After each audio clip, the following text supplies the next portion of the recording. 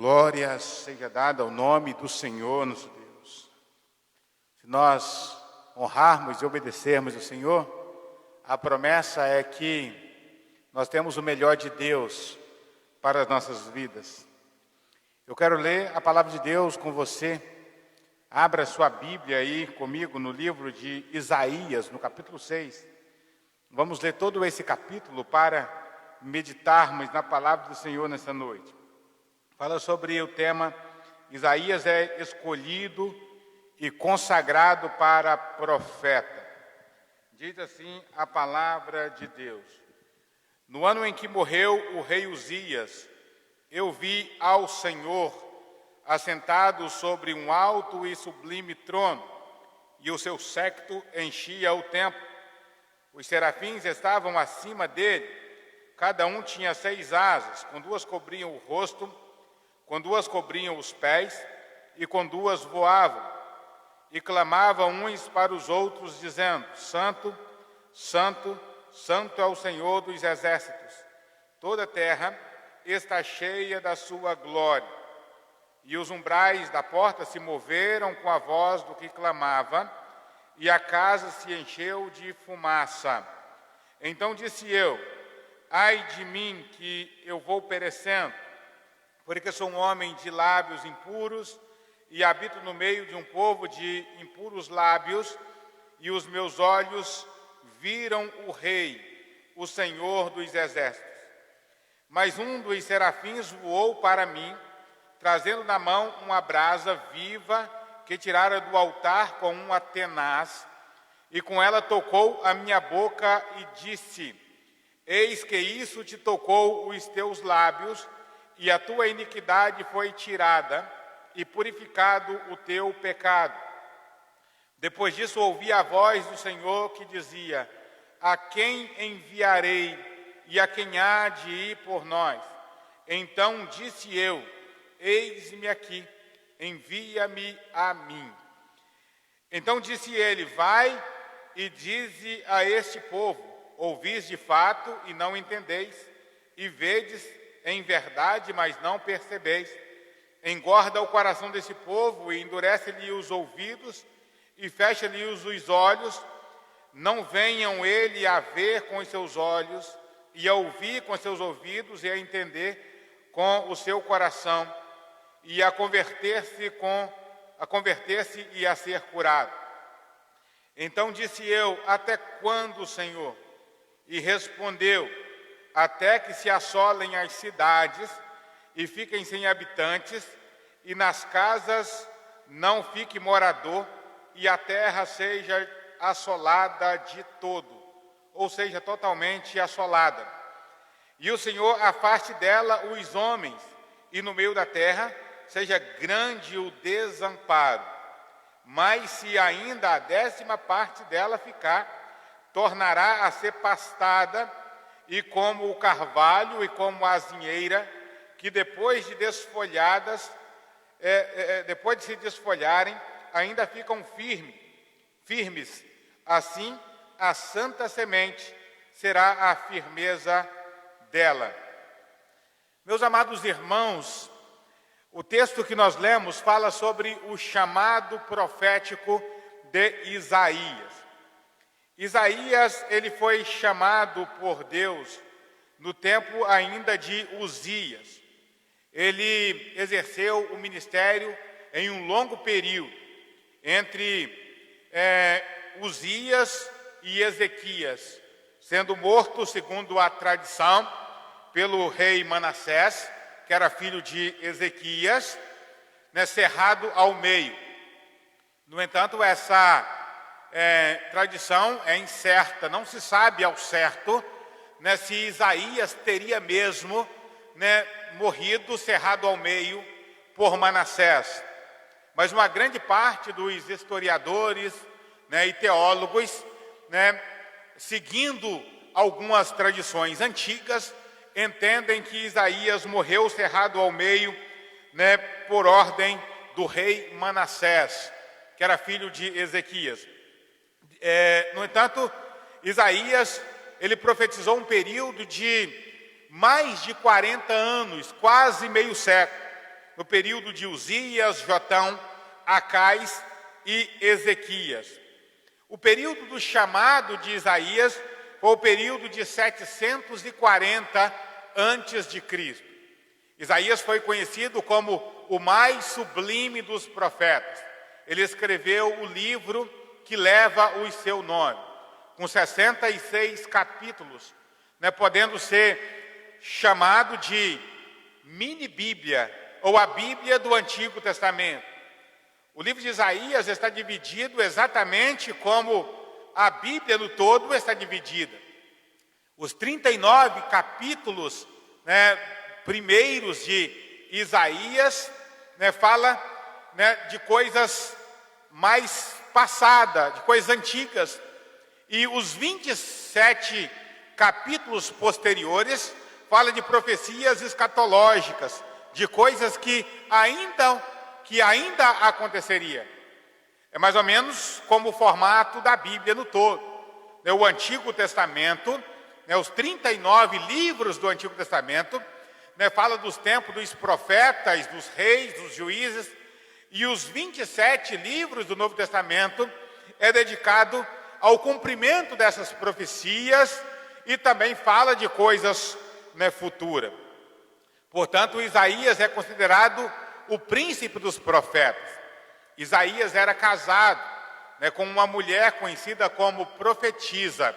Desse casamento, ele teve 2 filhos, com nomes bastante estranhos, que não vou nem me arriscar a dizer, mas o nome dos seus filhos indicavam a situação profética da nação. Os nomes dos filhos de Isaías indicava a situação profética em que passava a nação. A situação, o cenário da época de Isaías era um cenário horrível no sentido da espiritualidade. O cenário de Isaías era um cenário de culto sem reverência. Quando nós lemos o capítulo 1 do livro de Isaías, nós vamos observar que o Senhor nosso Deus chama a atenção dos moradores de Judá, porque prestavam um culto sem reverência alguma ao Senhor. Capítulo 1 e o versículo 12 diz o seguinte: quando virdes para comparecerdes perante mim, quem requereu isso de vossas mãos, que viesseis a pisar os meus átrios, ou que viesse a denegrir os meus átrios? O átrio aqui é o local de culto, o local onde o povo de Israel, eles reuniam para adoração ao Senhor. Não era o principal local de culto. O principal local de culto era o lugar chamado Santíssimo, ou Santo dos Santos. Mas todo o tabernáculo, todas as partes do tabernáculo, e agora no tempo de Isaías, que é o templo que estava em vigência, todo o templo era lugar de adoração. Está no átrio do Senhor, está no átrio do templo, sem a devida reverência, era de uma insensatez terrível. Está no lugar santo, sem pensar a santidade do lugar, era de uma insensatez tamanha. Então, o tempo de Isaías era um tempo de culto sem reverência. É mais ou menos o que nós estamos vivendo hoje. O pior problema da nossa época não é coronavírus, não é Covid-19. O maior problema do nosso tempo é a irreverência com o culto ao Senhor. Pessoas negociando bênçãos espirituais, pessoas brincando com o sagrado, brincando com as coisas de Deus. O maior problema do ser humano não é as doenças vêm e vão. As enfermidades, elas surgem, aparecem, e depois se vão. Já vivemos tempos piores do que esse que estamos vivendo agora. É claro, não nós né, que estamos vivendo agora, mas em outros tempos já houveram pandemias piores do que essa, né? O que dizer da peste negra, que devastou uma terça parte da Europa? O que dizer da gripe espanhola? O que dizer de outros problemas que devastaram o mundo, trouxeram pânico para o mundo?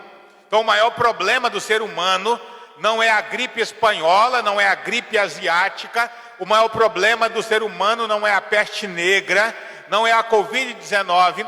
O pior problema do ser humano é a sua irreverência contra o Senhor nosso Deus, aquele que fez os céus e a terra. Mas não era só irreverência, imoralidade, prevaricação, inversão de valores. Tudo isso estava arrolado no tempo do profeta Isaías. Os primeiros 5 capítulos do livro de Isaías, né, o profeta, ele ocupa esse espaço de tempo para denunciar injustiças, inversão de valores, imoralidades, irreverência, entre tantas outras coisas. No capítulo 5 de Isaías, né, na altura do versículo 20, ele vai dizer, né, o seguinte: ai dos que, né, chamam o bem de mal e o mal chamam bem. Ai dos que chamam as trevas de luz e a luz chamam de escuridão. Ou seja, eles faziam um esforço tremendo para inverter os valores. Olha o que diz a Bíblia: ai dos que ao mal chamam bem, e que a escuridade luz, e da luz escuridade, e fazem do amargo doce, e do doce amargo. Inversão de valores. Ai daqueles que são sábios aos seus próprios olhos. Arrogância, prepotência, pessoas que se achavam sábias aos seus próprios olhos. O profeta Isaías, ele foi um profeta palaciano. Alguns estudiosos dizem que Isaías era parente da realeza, parente do rei Uzias. Por ser parente do rei Uzias, ele tinha livre acesso ao templo. Entrava e saía a hora que queria. Ele era filho de Amós. Não se sabe muito da história de Amós. Não se sabe muito a biografia, não é falado muito, né, da genealogia do profeta Isaías. Mas sabe-se que ele era filho de Amós e se deduz que ele era parente da realeza, parente, né, do rei Uzias. Portanto, ir ao templo não era uma coisa estranha ao profeta Isaías. Muitas vezes o profeta Isaías deve ter entrado e saído daquele lugar onde ele teve um encontro com Deus, e que é relatado no capítulo 6 do seu livro. É o que ocorre muitas vezes conosco. Muitas vezes nós vamos ao templo porque somos filhos de crente, parente de crente, mas às vezes não aceitamos a Cristo ainda.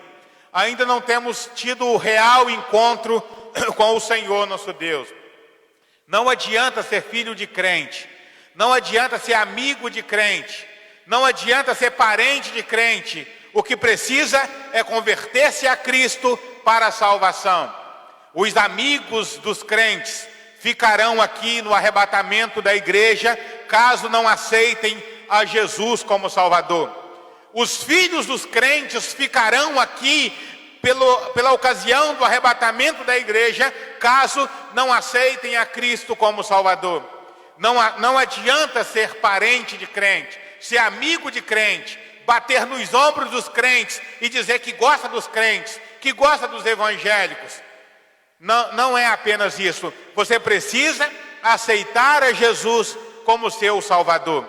Isaías, até esse momento da sua história, que ele relata aqui no capítulo 6, até aquele momento ele não tinha tido um encontro com o Senhor Jesus. Mas ele diz: no ano em que morreu o rei Uzias. É bom lembrar que o rei Uzias foi um dos reis mais importantes de Judá. Um rei temente a Deus, um rei piedoso, um rei que fez o bem. No tempo de Uzias, as coisas iam de bom para melhor, um tempo de prosperidade, de paz, de invenções tecnológicas, de invenções científicas. O rei Uzias, ele alavancou o reino de Judá. Era um tempo, portanto, de prosperidade, um tempo de paz, um tempo de bênção. Mas acontece que Uzias, nós vamos encontrar isso lá nos livros de Reis e nos livros de Crônicas. Nós vamos encontrar que um dia o rei Uzias, já tomado pela soberba, tomado pela arrogância, ele entra no templo de Jerusalém e pega o incensário para oferecer incenso ao Senhor. Entra Amazias, o sumo sacerdote, após ele e diz: Uzias, sai daí, Uzias, porque isso não compete a ti, isso não é para você, Uzias, Nós respeitamos o Senhor como rei, mas isso não é para você, isso compete aos sacerdotes. E a Bíblia diz que ele se irou muito, ele ficou indignado, o que é comum dos tiranos, o que é comum dos soberbos. Em vez de aceitar a repreensão, se ira. Em vez de aceitar a exortação, fica irritado, grita, acha ruim com aqueles que estão o exortando. Portanto, a Bíblia diz que o tolo não aceita exortação. É melhor exortar o sábio, porque o sábio cresce, o sábio se engrandece com a exortação. O tolo despreza quem o corrigiu. É o que ocorreu com Uzias.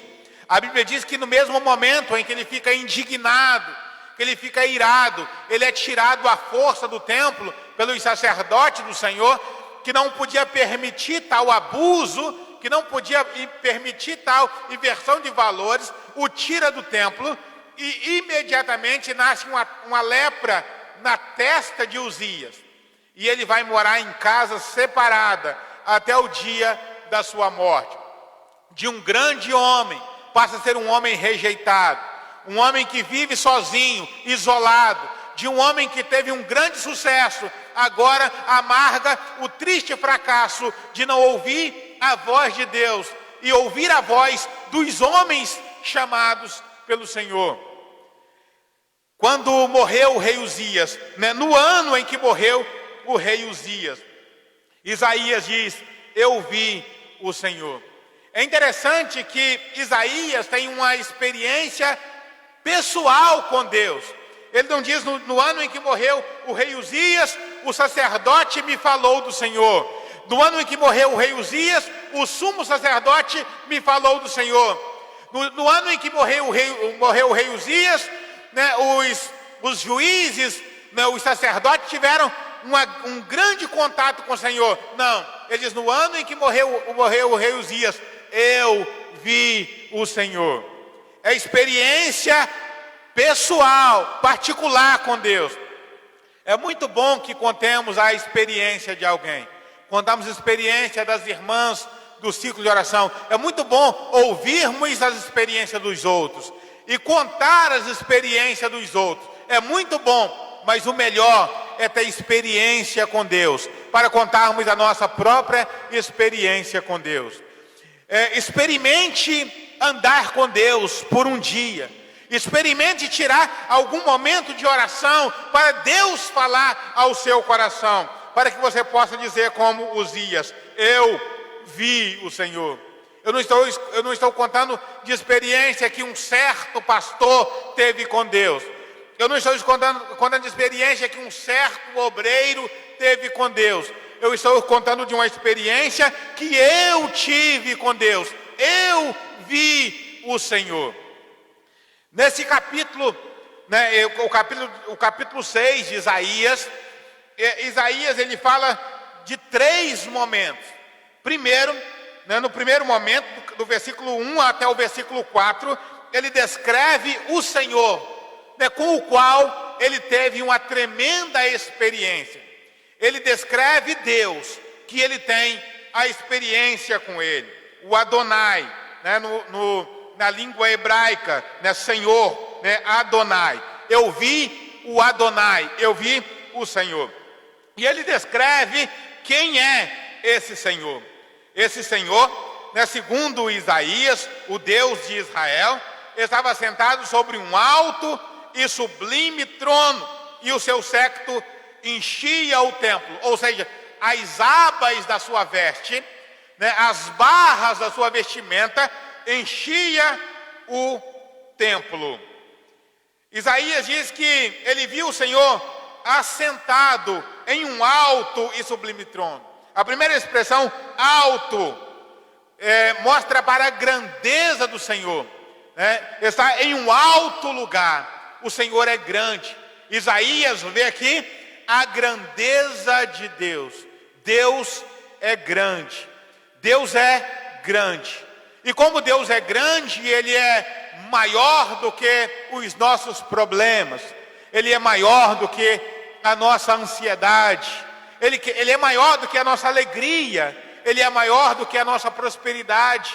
E é maior também do que o nosso fracasso. Deus é grande. Ele está em um alto lugar.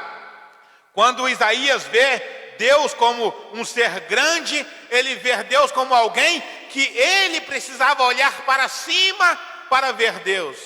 Ele não tem que olhar para baixo, como as pessoas que olham para os deuses fabricados. As pessoas que olham para os deuses fabricados por eles mesmos, como diz o Salmo 115, têm que olhar para baixo, porque os seus deuses são menores do que ele. Aliás, foi eles que fizeram os seus deuses. Foi eles que fabricaram os seus deuses. O Deus de Isaías é um Deus grande, que não foi fabricado por Isaías, que não foi fabricado por nenhum de nós. Portanto, ele está acima de todos nós. Quando eu quero olhar para Deus, eu tenho que olhar para cima, porque Deus está em um alto e sublime trono. Mas não só a grandeza de Deus que Isaías vê, Isaías também vê a sublimidade de Deus, um sublime trono. Não é também só a sublimidade de Deus que Isaías vê. Isaías vê a realeza de Deus. Como ele está sentado no trono, quem assenta no trono é rei, né? Ninguém pode se atrever a sentar num trono, né, se não for rei, né? No máximo, o filho do rei, se for ordenado pelo rei. O filho do rei, se for ordenado por ele. Caso contrário, ninguém pode assentar em um trono se não for rei ou se não for ordenado por ele.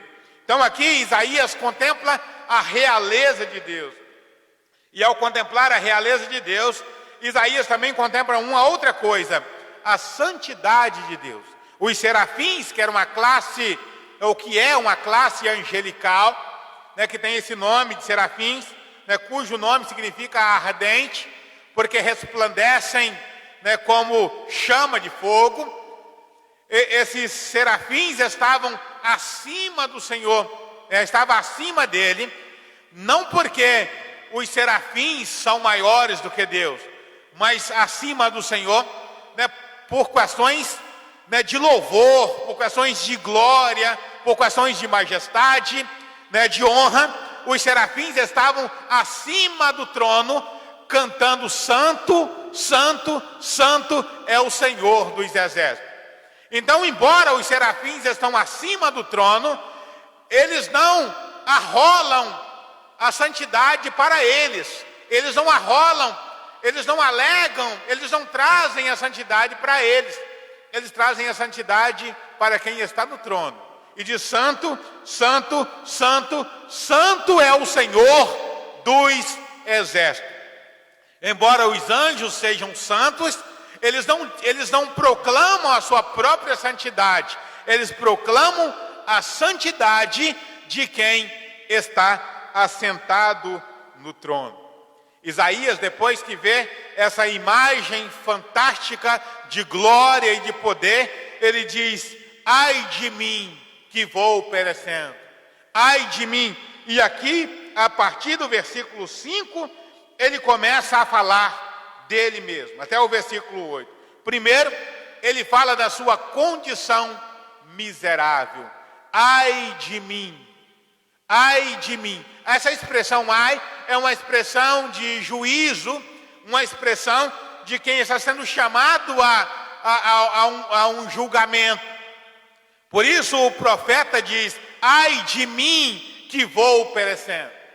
Ele não fala ai de fulano ou ai de Beltrano, ele fala ai de mim. Ele reconhece a sua própria miséria e ele reconhece a imoralidade do lugar aonde ele habita, e habita no meio de um povo de impuros lábios. A habitação do profeta Isaías até esse tempo era uma habitação de imoralidade. Ele habitava no meio do pecado, estava conformado ao pecado, estava apegado ao pecado. Por isso ele diz: ai de mim, porque sou um homem impuro e estou embebido pelo pecado, estou imbuído pela imoralidade. Ai de mim, porque os meus olhos viram o Rei, o Senhor dos Exércitos. Enquanto ele está observando a sua imoralidade, a sua impureza, um daqueles serafins que voavam, ele toma uma brasa do altar, que tira com o atenaz, e vem e toca nos lábios de Isaías. Agora ele está purificado do seu pecado. Primeiro, então, ele fala da sua situação de miséria, do lugar aonde ele está, e depois ele fala da sua purificação. Depois que é tocado pelo anjo, que tira uma brasa viva do altar, agora ele está purificado. E no versículo 8, não só purificado, mas pronto a ouvir o chamado de Deus. Meu amado irmão, minha amada irmã, meu amigo, você estará pronto a ouvir o chamado de Deus. Primeiro, quando você reconhecer quem é o Senhor, reconhecer que Deus está em um lugar alto e um lugar sublime, que Deus é Rei e que Deus é Santo. Quando você reconhecer quem é Deus, quando você reconhecer que o Senhor existe, que o Senhor é real, que o Senhor é santo, aí você estará pronto.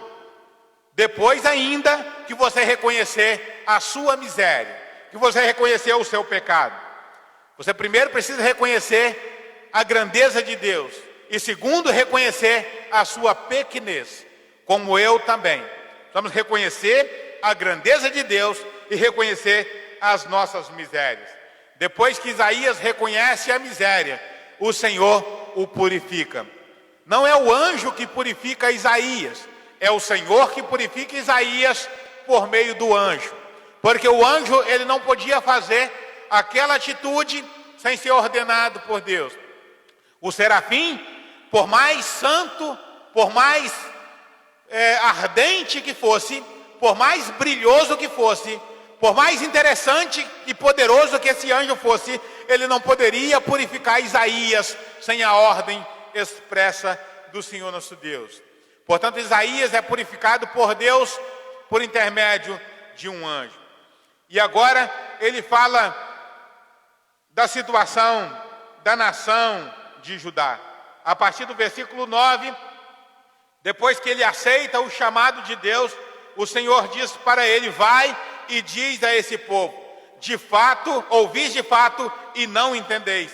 Em verdade, e vedes em verdade, mas não percebeis. A primeira coisa que nós notamos nesse povo, o povo de Judá, os habitantes de Jerusalém, é a insensibilidade espiritual. Ouvem a palavra de Deus, até falam da palavra de Deus, mas endurecem o coração.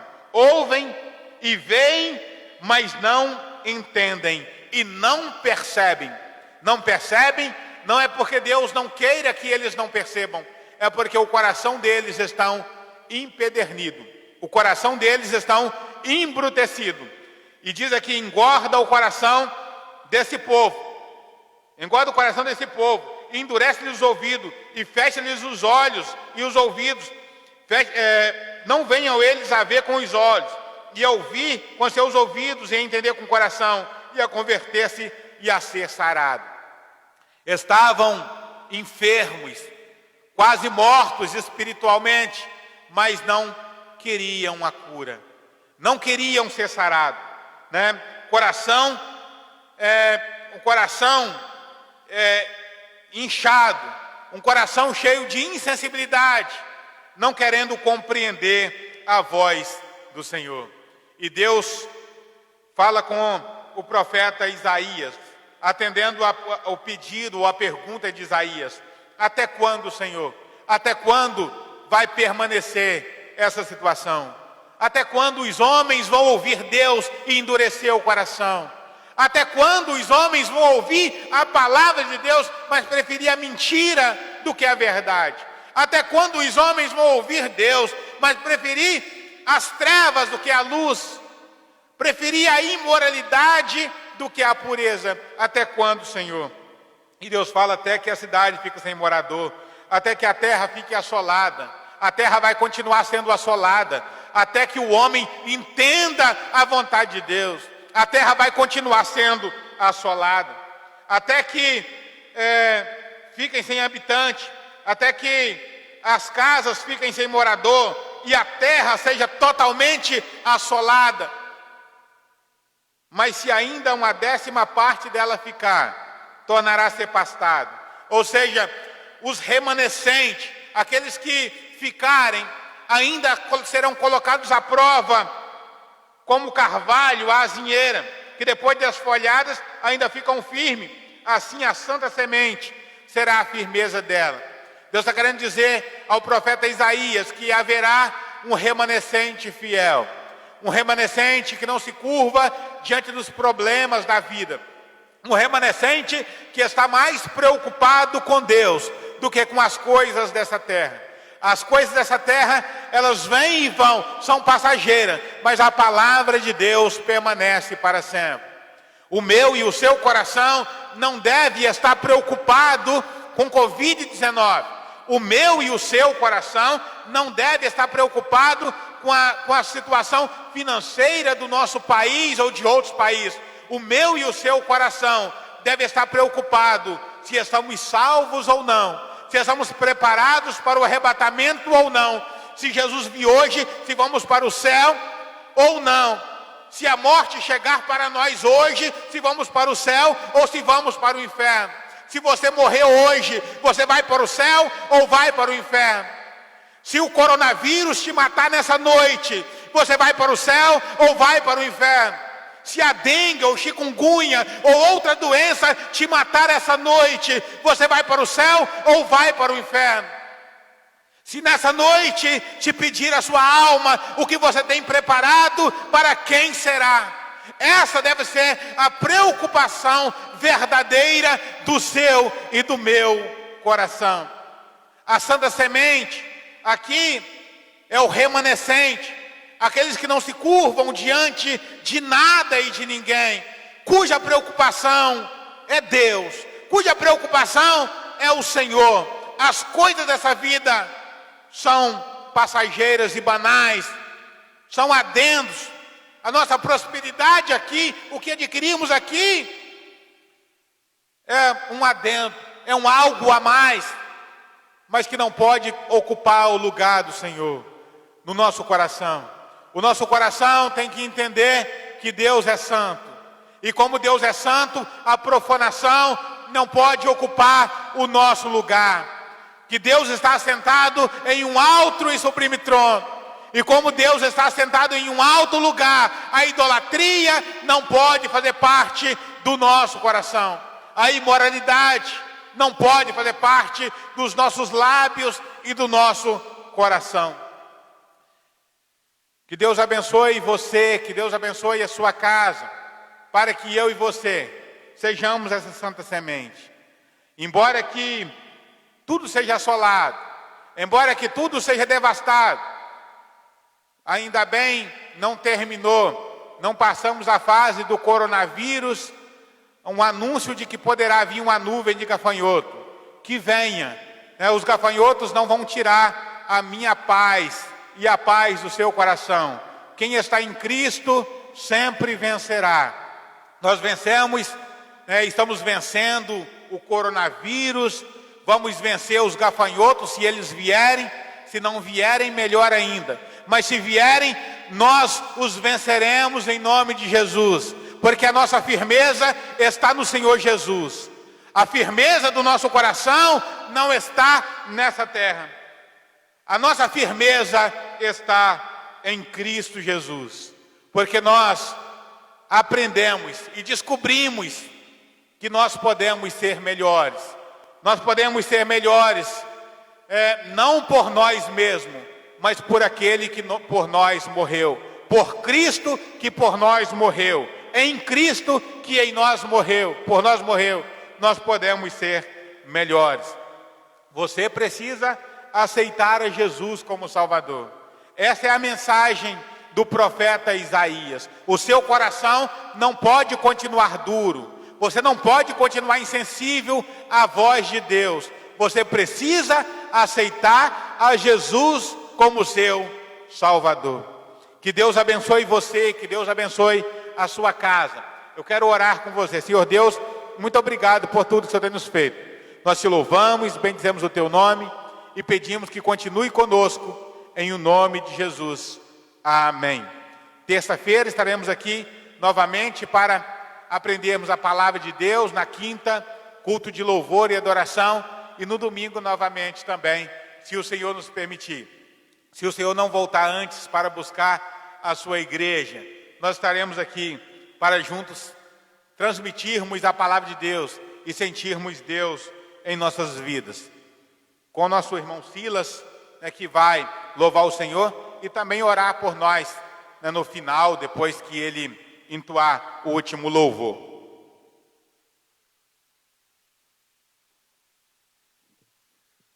Glória a Deus, a palavra do Senhor foi pregada, agora a decisão é sua, de cada um que ouviu essa palavra.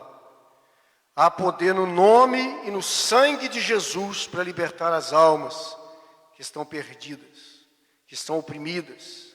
E nesta noite, o Senhor já falou ao seu coração. Vamos louvá-lo. Aleluia.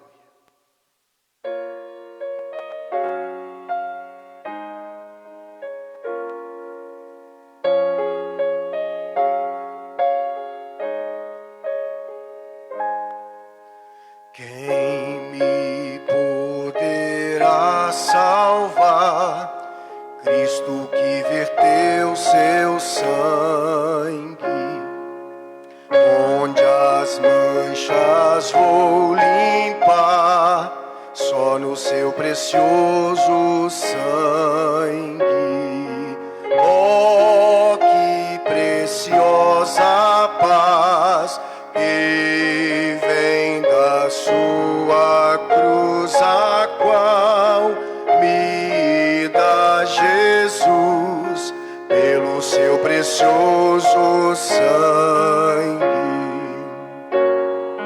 Ele vem perfeita paz pelo seu precioso sangue, infalível e eficaz, esse tão precioso sangue. Oh, que preciosa paz que vem da sua cruz, a qual me dá Jesus pelo seu precioso sangue. Minha justificação tenho no precioso sangue, gozo traz ao coração esse tão precioso sangue. Oh, que preciosa paz que vem da sua cruz, a qual me dá Jesus pelo seu precioso sangue, pelo seu precioso sangue. Obrigado, Senhor, pelo teu grande favor. O Senhor deu para nós Jesus. Jesus, Ele é o Salvador. Jesus é o caminho. Jesus é a verdade, Jesus é a vida. E nós temos a garantia, Senhor, Deus Todo-Poderoso, que quem entrar por essa porta que é Jesus, que quem entrar por esse caminho que é Jesus, salvar-se-á. Oh Deus, muito obrigado por tudo. Nós te pedimos, em nome do Senhor Jesus. Tenha uma boa noite, uma boa semana, na paz do Senhor Jesus.